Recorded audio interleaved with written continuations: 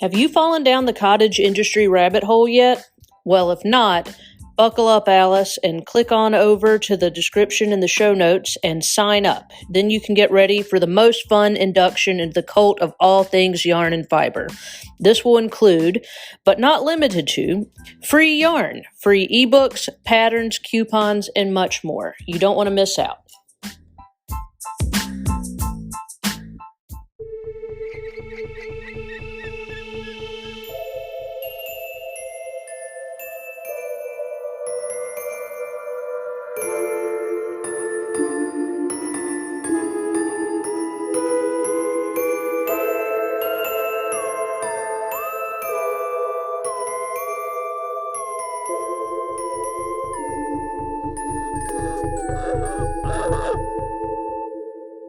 You are listening to Crime, Coffee, and Crafts, a podcast featuring two crafty besties who love true crime and a good cup of joe. It was a cheer move. I just said, ready? And Kristen said, okay. it's totally a cheerleading thing. That's funny. Especially California cheerleading. Oh, Lord. Yeah. Mm-hmm. Like, Oh, oh my yeah. God. Sorry. Like totally. Nobody does Valley Girl that well. Oh, the Valley Girl days.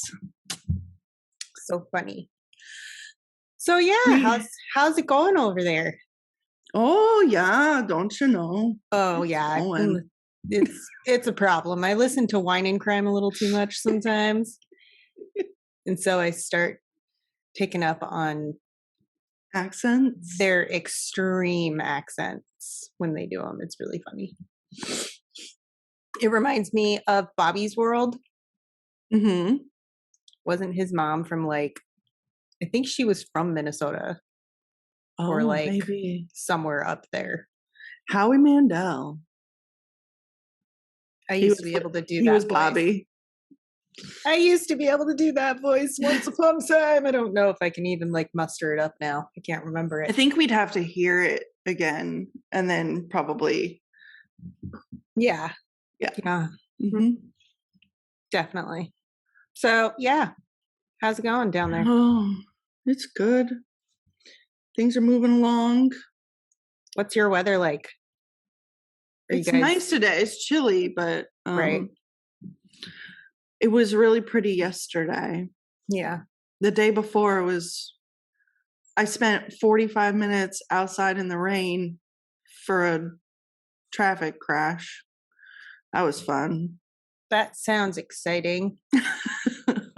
Not at all. No. Yeah, we're having traffic is not my thing as a cop. I do not care for traffic at all. I think everybody that knows me knows I don't care for traffic. Nobody likes traffic. Well, I don't know. I mean, highway patrol and city cops, they're all about it sometimes. Well, you got to meet that quota. One of the reasons I became a sheriff's deputy was so I didn't have to do traffic reports. That's hysterical. Holy crap. Is that terrible? No. No, that's not, because I really don't want to triangulate tire marks and and it's one of those things where our cop friends in San Diego back in the day, they'd see a car go speeding by. They were like, I'm too old for that shit. There are bigger things they could be dealing with. Yeah. And they do. So yeah, that is hysterical. So yeah, sounds fun. I had to cover my peach tree because she decided that she was going to have some blossoms pop out, and then isn't it a little early? It's way early, but our weather has been so yo-yo. Right, it's bounced back and forth. Yeah, so I had to cover her because we have 3 days of cold, and it was fucking snowing yesterday, dude. I know. When you told me it was snowing, I was like, man, you really are having winter. This is bullshit. Bullshit. I had to put the warmer out and the chicken run again. It's ridiculous. This should be done. It should be over with. I know. We're almost in April. It's going to happen soon. Yes. Hopefully. So. But yeah. Yeah. Everybody's good here. Got stuff going. I have coffee. I have a new craft, y'all. Oh boy. And I'm really excited about it because it's simplifying my life. Let's just add one more thing, right? Oh yeah. I mean, you are the queen of adding. I can't. And I am too. It's hard. It's part of It's hard to say no. It's that just, is part of ADD though. I know you have 50 hobbies going simultaneously. At least. And I have the same. I yeah. Where's the help? Next where's yeah. Next on my list, I told Ben, I said, do you want to learn how to make pottery? And he's like, yeah, that actually sounds fun. I'm like, because I want to buy a pottery wheel. They're not that expensive. You can get them for like $150. Yeah. But you got to think about the clay and all that. Oh, but we can get clay here out of the ground. True. Just make your own. Make your own dirt. I mean, seriously. Let's go. I have a brick of blue clay from the family farm, actually. Oh, nice. Yeah. So I want to make something with that. But yeah. Yeah. I have coffee. My coffee. What is your coffee? It's from the same place that I had in my last episode. It's from La Terza Artisan Coffee Roastery. It's here in Cincinnati. Did you see that they posted on their story? I was so excited. I was like, oh. They actually said, like, make sure to listen to this. And I was like, oh my God. Anyway. So this is from their sampler. It's a cute little bag. Yeah, they have like little tiny bags, but I can get maybe like 2 pots out of it. Yeah. I might. That's kind of the bone sampler. Save this for myself. Not share with the boys. But this is the Ethiopia Yirgacheffe. So this one's not as dark of a roast as what I'm normally going to be drinking, but it's really yummy. So very nice, very nice. Highly recommend laterzacoffee.com. I'll have it in the description of the podcast. So nice. Scroll down a little. I like it. My new craft. Dun, dun, dun. No, I did not make this hat. I bought them wholesale. Nice.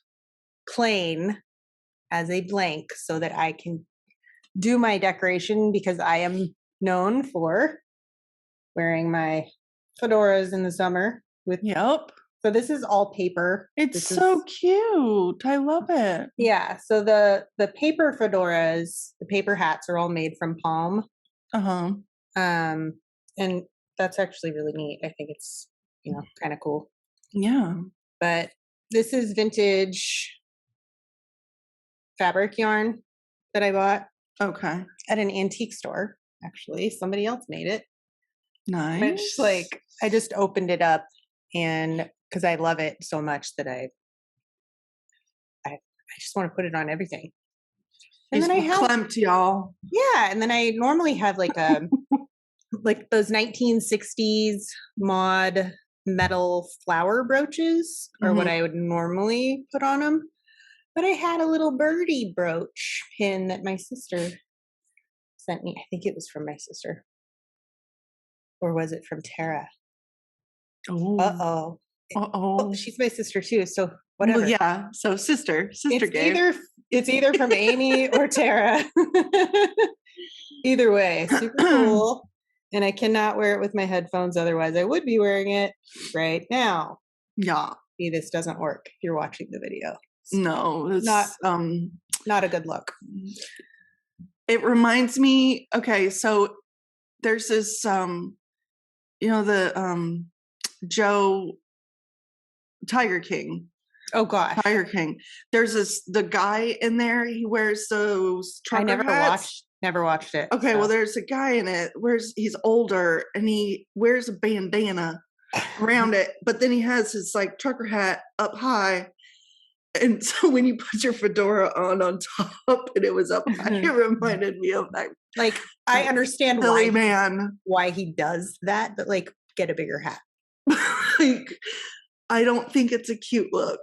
But it's like, get the sweat off of you, but like, no. I get that. Get a bigger hat. But it was the hat being.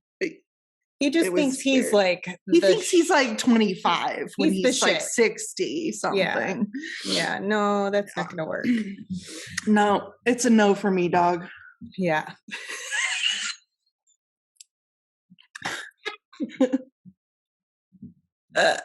Okay.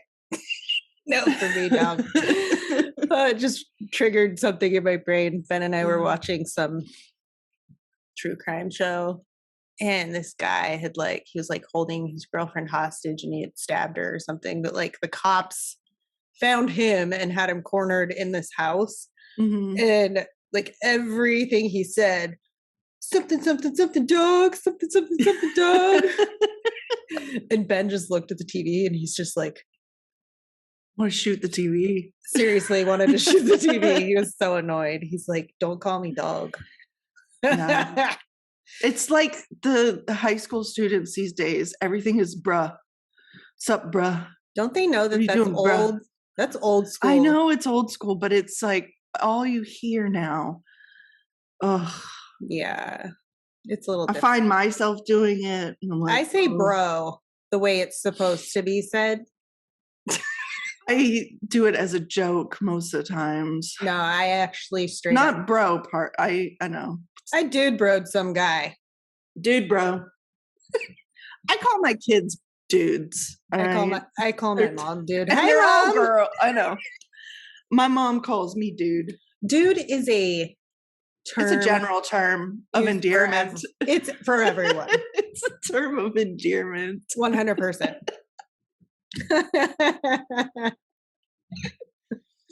Okay.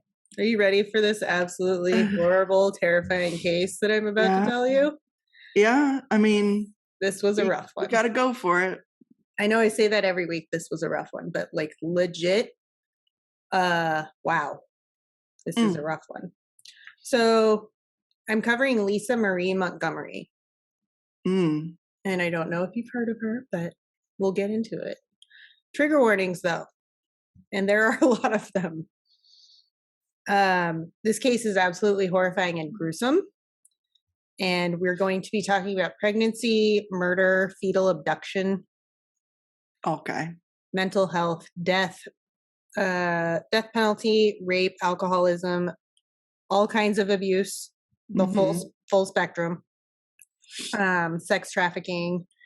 And I just want to say, if you are currently pregnant or you are postpartum, like pretty recently, I honestly wouldn't listen to this episode if you are a more sensitive person. Yeah. Because holy shit, it's rough. Are you ready? I guess so. I mean, let's just roll into it. Let's do it. Yeah, so this case might make you extremely angry because you're going to be on a roller coaster of feelings for sure. But I do remember the day that this woman was executed, because yes, she was executed. And it was last year. Oh. And it like got my interest. So of course now I'm like, I gotta cover it. So, but before we get into Lisa, we're gonna start with her victim. Bobby Joe Stinnett was born December 4th, 1981 in Skidmore, Missouri. You said what month? December 4th. Okay. Almost a whole year after I was born. Right. So Bobby Joe was married to a man named Zeb, not Zed. I automatically put Zed because I have an uncle named Zed. So Zeb with a B. With a B. Like baby. Not Jebediah, but Zebediah. Nice. That's how I remember it. Yeah. They were expecting a child. The two of them had a dog breeding business, which meant that they attended a lot of dog shows because, I mean, duh. It was at one of these dog shows in 2004 where Bobby Joe would meet the woman who would kill her in the very near future. But before we get into that, we're going to talk about her killer, a woman named Lisa Marie Montgomery.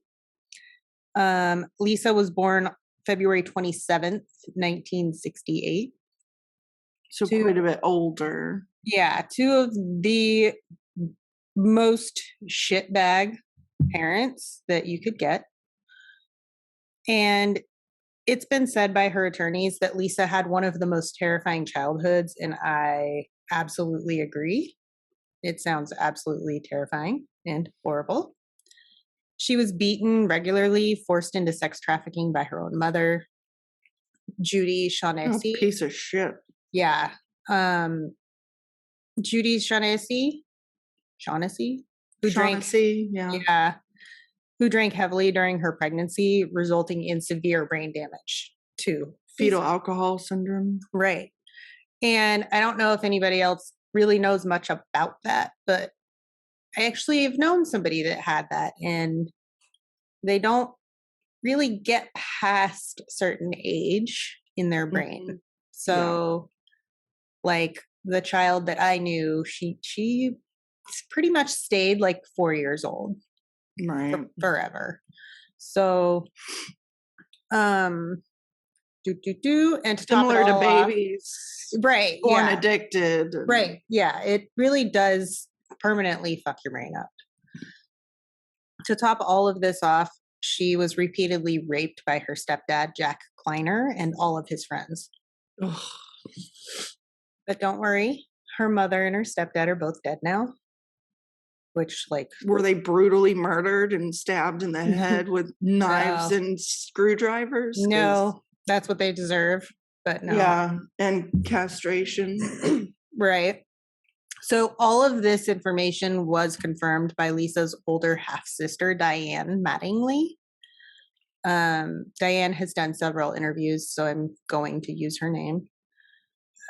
This next part is directly from cjonline.com. Diane Mattingly was 57 years old and recalling the day her half-sister was brought home in a pink bundle after being born on February 27th, 1968 in Pierce County, Washington. When I squeezed her hand, this is her quote, "When I squeezed her hand, she looked at me and smiled," she said. "I fell in love immediately." Oh, heartstrings are getting tugged already. Shit. No. It's just so sad. The whole case is so sad. Yeah. Mattingly said she and Montgomery shared the same father, John Patterson, a decorated Vietnam War veteran who never married Mattingly's mother, but he married Judy Shaughnessy, who would become Montgomery's mother in 1967. Okay. So, yeah. So was the dad was, we'll get there. good? Oh, yeah. Okay. Patterson was the second of 6 husbands Shaughnessy would have during her life. Which, like, I mean, whatever. But knowing who she is, fuck her. Yeah, that's why that's why I had that reaction. Like, not because a number is a number. Like, you do. Yeah, who cares? Whatever. Yeah. But the fact that she was it was gross as a human. Pretty quick procession too, I think.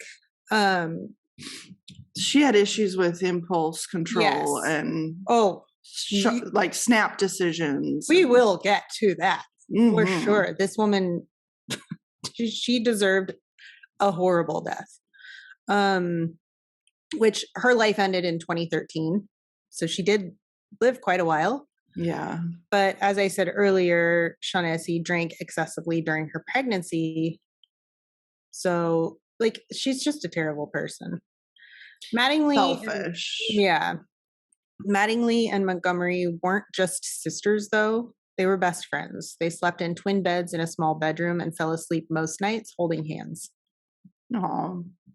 Patterson, their dad, was transferred after Montgomery's birth to Fort Riley in Kansas, where their family lived when another daughter was born in 1970.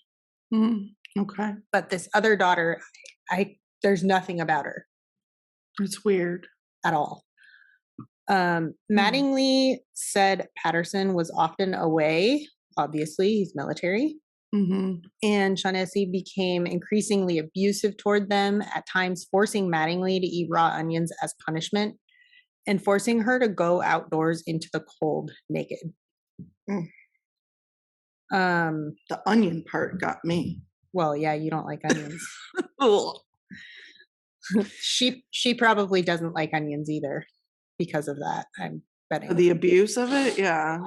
Pretty sure not. Yeah, Shaughnessy also beat the girls with brooms and belts. So naturally, protecting her half sister became her sole purpose in life. She said that she shielded her half sister from random babysitters, often older men, whom their mother left with them during her near nightly outings to a local bar.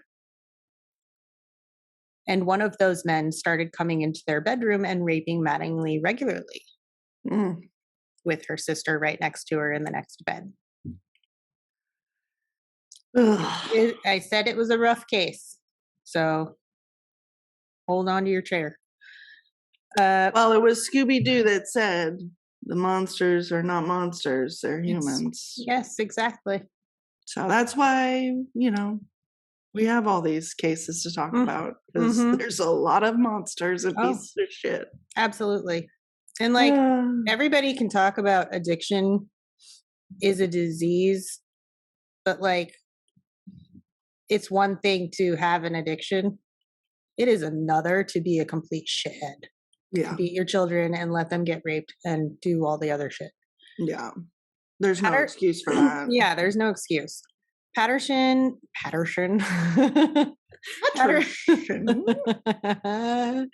So their mom and dad divorced in 1971. I'll just say that. There we go. And Shaughnessy took custody of the girls, even though they weren't all hers, but like it was the 70s. I know. Patterson made a mistake by abandoning them to, quote, that crazy lady, he said at Montgomery's sentencing hearing in 2007. There we go. Yeah, if he was a good dude, he should have taken his kids. He should have fought. But we don't know. He might not have been a good dude. Might not have been. But the divorce left Shaughnessy no longer entitled to be Mattingly's legal guardian. Duh. So Mattingly was 8 years old and Montgomery was 4 when Mattingly was removed in 1972. And sorry, I'm using their last names, but this is directly from the sisters' information. So I didn't want to like change it. Yeah, no worries. I'm used to last names. So yeah. So Mattingly was removed in 1972 from Shaughnessy's mobile home at Ogden, a community of about 1,960 people in Riley County, wherever that is. And Mattingly said that her heart sank when she realized Montgomery wasn't coming with her. And she said she saw terror in her half-sister's bright green eyes. Oh, no. Little 4-year-old looking terrified. Yikes. And her terror was well-founded, said Montgomery's attorneys. Kelly Henry and Amy Harwell were her attorneys. Where did the older sister end up going to? The mom? Foster care. Oh, foster care. And it was the best fucking thing that ever happened to her. Probably. No, seriously, she said that. She got to live a great life. She got lucky and got a good family, sounds like. Yep. Shaughnessy beat her children with belts, cords, and hangers, put them in cold showers, and put duct tape over Montgomery's mouth to silence her. Ugh. Like, what the fuck? And I'm talking about all this for good reason. She also forced Montgomery to have sex with men in exchange for money and services, and also punished her children by killing the family dog in front of them. Like, her mom is fucked. She's a foul lady. I didn't put animal cruelty in my trigger warnings. Sorry, guys. Apologies. Yeah. But I think if you made it this far, you're going to be okay. Yeah. Smashing its head with a shovel. Like, she's a terrible fucking shitbag human being, and thank God she's dead. Yeah. Because we might have to hunt her down otherwise. Well, I didn't say that. So in 1974, her mother married her third husband, Jack Kleiner, a divorced father of 5. holy moly. Court records say Kleiner drank heavily. Not just like- heavenly. not heavenly. Heavily. Yeah. Beat his wife and children and made his daughters take off their clothes before he spanked them. Was that the first wife or No, current wife. Well, not current, they're dead, but you know. Shaughnessy's? Yes. Okay. The family moved often. Montgomery lived during her childhood in Washington, Kansas, Colorado, Oklahoma, California, and Texas. And court records describe her as a quiet loner who spent a lot of time reading books. So, Probably as an escape. yeah. I have a sworn statement from someone named David Kidwell Sr., and he's identified as being Montgomery's cousin, and he was a deputy sheriff. Mm. He said she cried as she told him Kleiner and his friends on more than one occasion had raped her for hours, then urinated on her like trash. Mm. And he said, quote, "I live with regret for not speaking up about what happened to Lisa." But he added that he just didn't know what to do. Yeah, I mean, But like, dude, wasn't he a child at the time? he was a he was a Oh, sheriff. he was a sheriff. So he was older and already law Yeah. enforcement. Do your fucking job, bud. Yeah, I would have removed her from the home and gotten authorities involved. Immediately. You can't let the family ties get in the way of that. That's not okay. No. And, you know, yes, I'm going to blame him a little bit because he should have done something. See something, say something. Oh, especially if it's family. Come on. Kleiner and Shaughnessy divorced in 1985, with Shaughnessy contending she once walked in on Kleiner and Montgomery having sex. You know what that's called, Shaughnessy? Rape. Fucking dumbass. Pretty sure that Lisa was not consenting. Yeah. The judge reached no conclusion about whether sexual activity occurred, but said he considered it inexcusable that Shaughnessy didn't report the situation to authorities and get counseling for Montgomery. So at least there's that. Yeah. But like, still, nobody Still removed didn't her. help. Yeah. Didn't help the situation. It's just a blanket statement. And then Kleiner, the ex-husband, the stepdad, told a reporter in 2005 that the allegation was made up to support her divorce case. But yeah, he's not the only one that said it, or she's not the only one that said it. Right. So back to my story. Finally, here we go. Back. All right. Lisa would escape her traumatic life by drinking heavily, which I totally get. After all, she was never taught to cope with anything properly. Everything she saw to this point was trauma. Drink it all away. And yeah, fuck that. Yeah. Messed up. Instead, she was just abused in every way possible. So Lisa married for the first time at the young age of 18 as another way to escape. Unfortunately, she married her stepbrother. Oh, geez. Which I think is Kleiner's son. Okay. And this sadly resulted in even more physical and sexual abuse. Because that's what he was taught. Exactly. Lisa had 4 children in less than 4 years. Y'all. Holy smokes. She was pregnant for basically 4 years straight. And And then she had herself sterilized. So she got a tubal ligation, I'm guessing. Yeah, that's what it sounds like. Unless she's doing things herself, I doubt it. Right. But after that, she faked several more pregnancies, For attention? I guess. It Or does she's go- that- just that's part of the psyche of yeah. fetal abductors. It's And you really can interesting. actually, there is a thing where you can make your body believe you're pregnant, and you and go that's part of it, into too. having symptoms of pregnancy, Mhm. swollen belly, Even growing a belly, yeah. yeah. Yep, that's part of it too. That's why I say, mind over matter. Your mind and body are connected, and if Absolutely. you absolutely to your core believe something, it's possible to make up symptoms. Yeah. Yep. Our mind is a powerful thing. Now, we're not saying wish the cancer away, but like it Have can some- help It can help. to have a different mindset about it. Yep. So Lisa did eventually divorce her first husband, thankfully, but she ended up getting married again to a man named Kevin Montgomery, which is where her last name comes from. Okay. And Lisa was definitely showing signs of having some sort of mental illness or illnesses, as she had faked several pregnancies during both of her marriages. Her attorneys say the untreated trauma she experienced as a child exacerbated her genetic disposition to severe mental illness. Mm-hmm.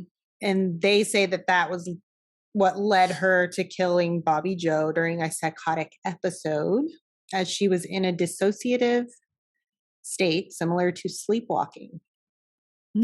Interesting. Very. And now that we have all that backstory.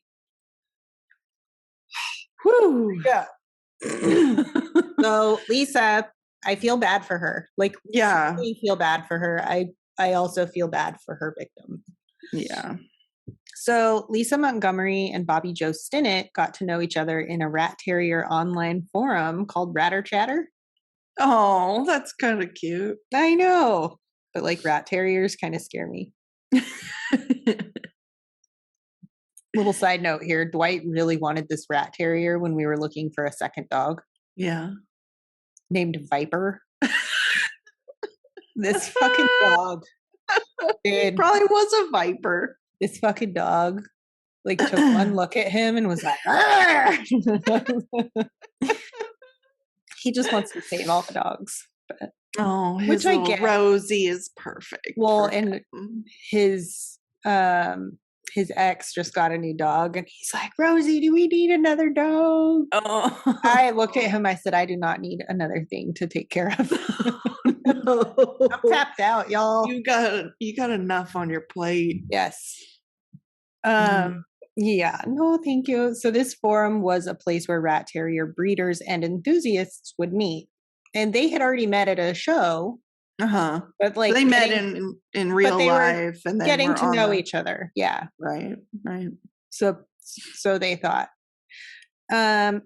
The two women talked for several weeks in the forum, and Lisa had actually told Bobby Joe that she was pregnant as well. So she was faking another pregnancy, basically. And they even shared pregnancy stories, and they had seemingly become friends. But in December of 2004, Lisa made an appointment online to look at some of Bobby Joe's puppies she had for sale.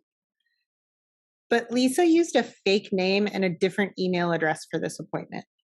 She was using the alias Darlene Fisher. Oh, it just sounds like a creepy name. Yeah. No offense to any Darlenes or people with Uh, Fisher, but it just, the combination Yeah. gives me It's a very Midwest sound. gives me killer vibes. Just saying. So on the day of her appointment, December 16th, 2004, Lisa loaded up her car with a steak knife, a length of clothesline, and umbilical cord clamps. And she made the 175-mile, 281.5 kilometer drive from where she lived in Kansas to Skidmore, Missouri. Missouri. I have to say it like that every time. I can't help it. It's a problem. As soon as Bobby Joe answered the door, Lisa overpowered the now 8 months pregnant woman, strangling she was her. only 8 months. Yes, but don't worry. Strangling her to death with the clothesline, and then she cut the baby out of her womb. Mm-hmm. About an hour after the murder, 23-year-old Bobby Joe was found lying in a pool of blood by her own mom. Which, like, holy shit. Can't even imagine, like, how fucking terrible that must have been for her mom to find her. Like, yeah, the grandbaby's missing. Well, and there's just... And your daughter's dead on the floor. And it's a gruesome scene. Her mother immediately called 911, and when she was explaining the scene to the operator, she said it looked like her stomach had exploded. Oof. Yeah. Paramedics were unable to revive Bobby Joe, and she was pronounced dead at the hospital. So apparently Lisa had called her husband that day around 5:30 p.m. and she had told him that she was on a shopping trip to Topeka when she went into labor and gave birth to a baby girl. Uh-huh. And it didn't take too long for police to track down Lisa back at her home in Kansas. They found her by tracing the IP address back to her house from, like, the appointment. Right. Supposed to have happened. Yeah. With the email and everything. So she may have used a fake name. She may have used a fake email address, but, like, you have to do it from, like, the only way to get away with shit is you have to do it from a public thing. Or have a VPN. Yeah, but still. I mean, hacker's paradise, y'all. True. They can do a lot. Yeah. Never underestimate a hacker. Oof. Get in anywhere. Yeah, exactly. Unlike me, I can barely handle Google. It's true.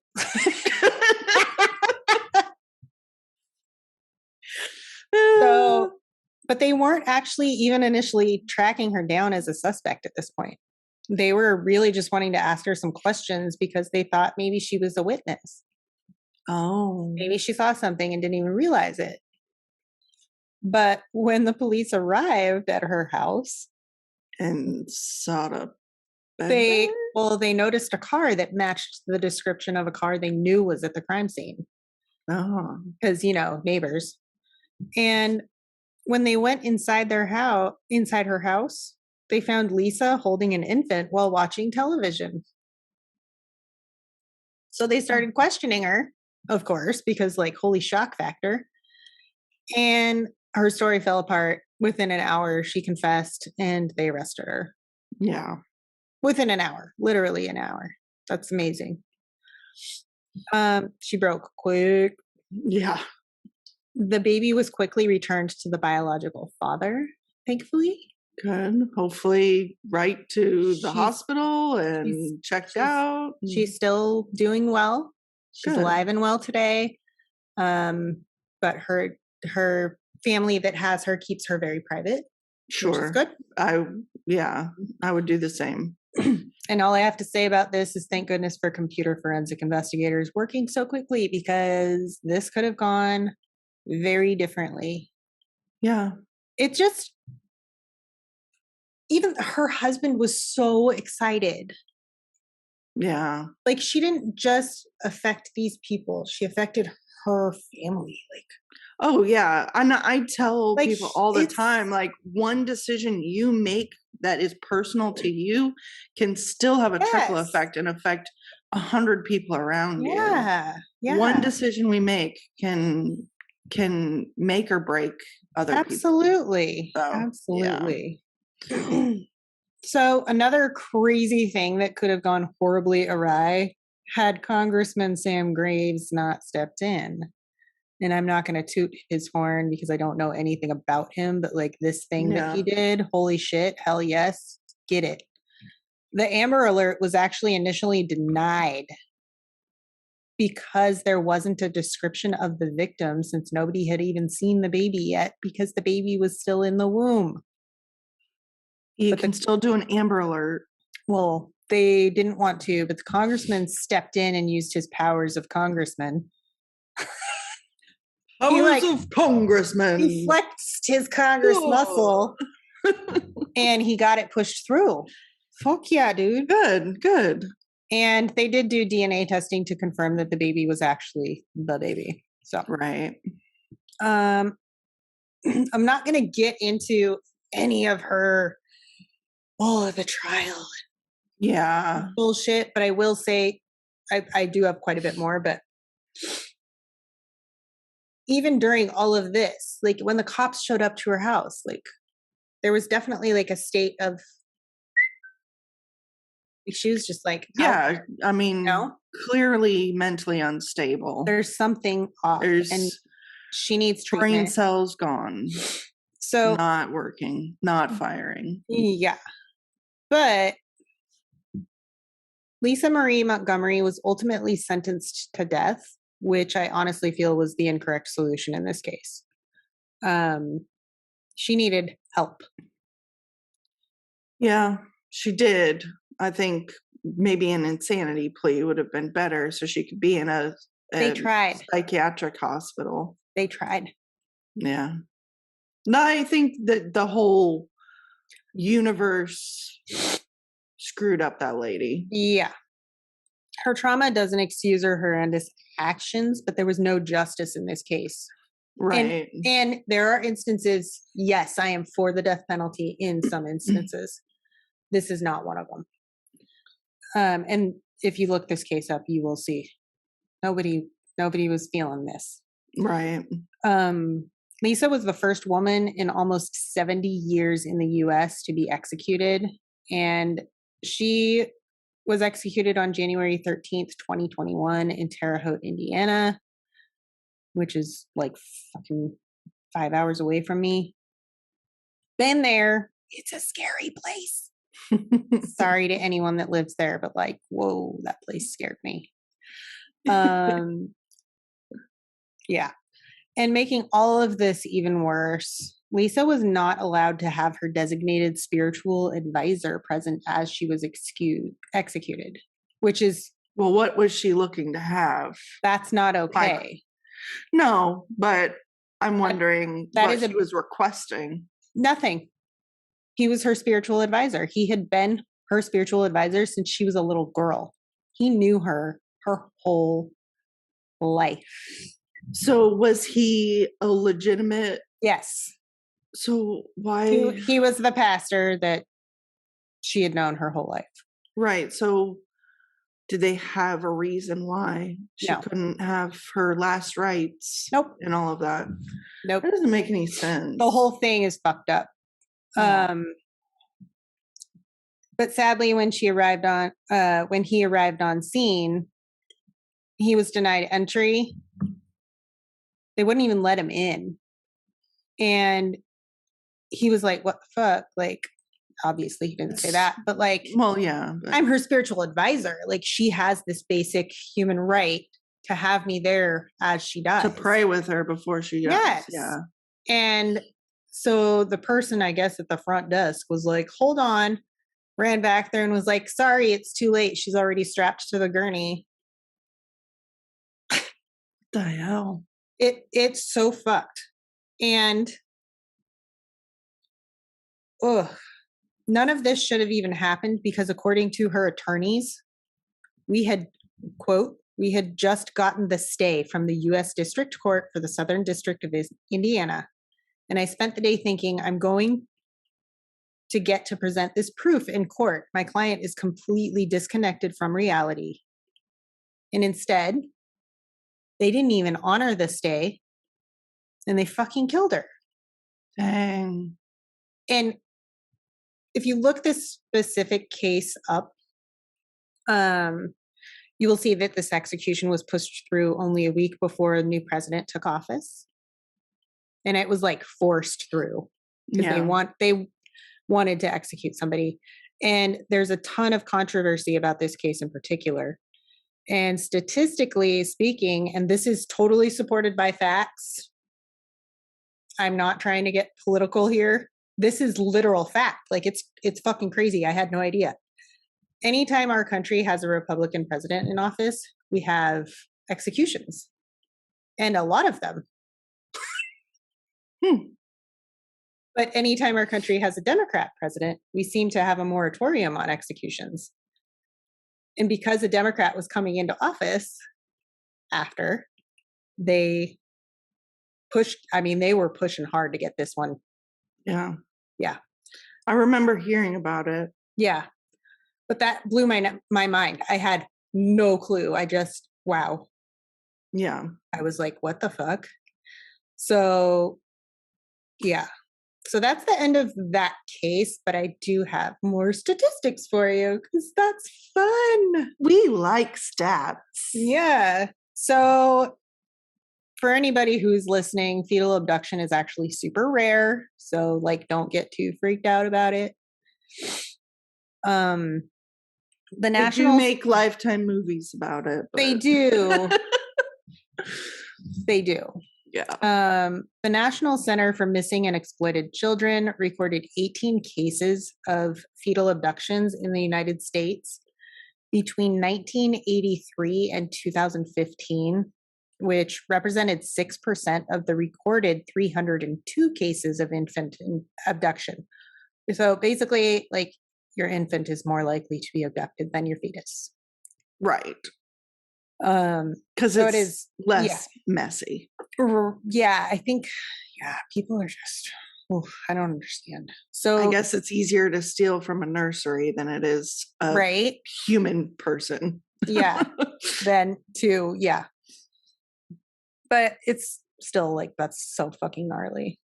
That it always, anytime a fetal abduction does happen, it's such a gnarly thing that of course it's going to make the fucking news everywhere, worldwide, probably. Yeah. Fetal abduction is mostly perpetrated by women, usually after organized planning. The abductor premeditated. Yes.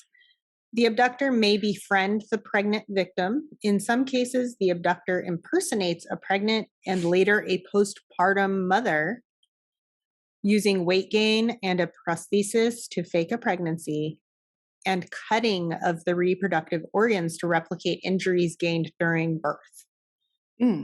Like they'll even go that far. Wow. Holy shit. So some abductors then take the newborn to a hospital. And there's one other case that I did hear about that, like, y'all, if you're meeting somebody to buy something from Facebook Marketplace or Craigslist, don't go alone. Oh, number one, don't go alone. And meet at a fucking police station. Yeah. We have spaces at our agency where you can meet someone selling something. Oh my gosh. So you're safe. Just don't make stupid choices, guys. There's too much bad shit in the world. Yeah. Yeah. It's Protect yourself. And you're not being a pussy by doing it either. No. Even Ben was like going to meet somebody to try to sell our van and think, the fucking guy didn't even show up. But like, thankfully, one of our guys that works with us went with him because I asked, like, can he go with you? Because like, even I don't want to go. Right. Yeah. I think that's why I'm against like selling anything online because I don't want to deal with meeting strangers. Right. So the National Center for Missing and Exploited Children's spokesperson, Kathy Naherney, hopefully I'm saying your name right, Kathy. Sorry if I'm not, stated in 2007, quote, many times the abductor fakes a pregnancy and when it is time to deliver the baby, must abduct someone else's child to really make it like look real. Legit, yeah. Yeah. And criminal motives include delusions of fulfilling a partner relationship, childbearing, and childbirth. So, that's all I got. Some people probably go through so much trauma with, I mean, I know that some females have trouble conceiving, so it's hard. That's me. But like, I'm not gonna. But some people go to the extreme. They cannot handle not having a baby, so they go to extreme lengths to procure one. Right, and I'm thinking about like how many girls we knew growing up who faked their pregnancy to keep a boyfriend. Yeah. Like, yeah, there's lots of cases like there's something I would never do. Like, you don't fuck around like that. That's so messed up.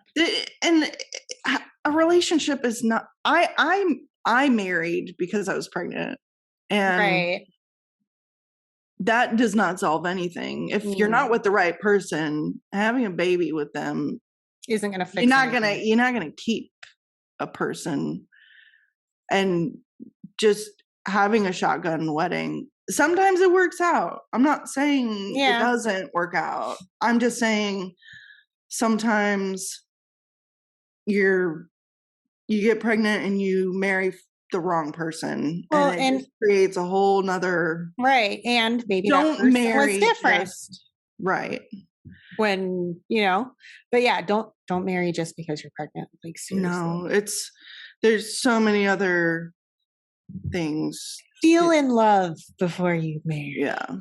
Yeah. Okay. Sources. Wikipedia. She loves that Wikipedia, guys. I mean, I donate to Wikipedia monthly. They get a monthly donation from me. And actually a podcast where I got some of those political statistics. Mm-hmm. And if you guys feel any interest at all about fetal abduction, you should listen to this episode that they did. It's a podcast called Unpopular Culture, and the episode number is 228, and it's Death Row Psychology, specifically on the case of Lisa Montgomery. Oh, nice. So it really helps you get into that mindset, because like when I initially saw her case when she was being put to death, I kind of read about it, but there was nothing getting into her psyche. Right. And so I was like, well, fuck her. But now I'm like, ooh, that poor woman, like, was so fucked. She never had a chance. Right. And like, I know a lot of people live through terrible stuff, but not everybody has fetal alcohol syndrome on top of extreme abuse. So, CJOnline.com, BBC.com, and HuffPost.com. So, I feel like that was really rough. Woosah. Yeah, for real. It's so cold up here.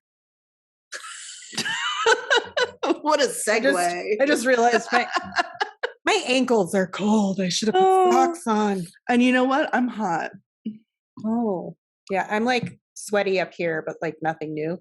So, yeah, I think we just stay sweaty there. Yeah.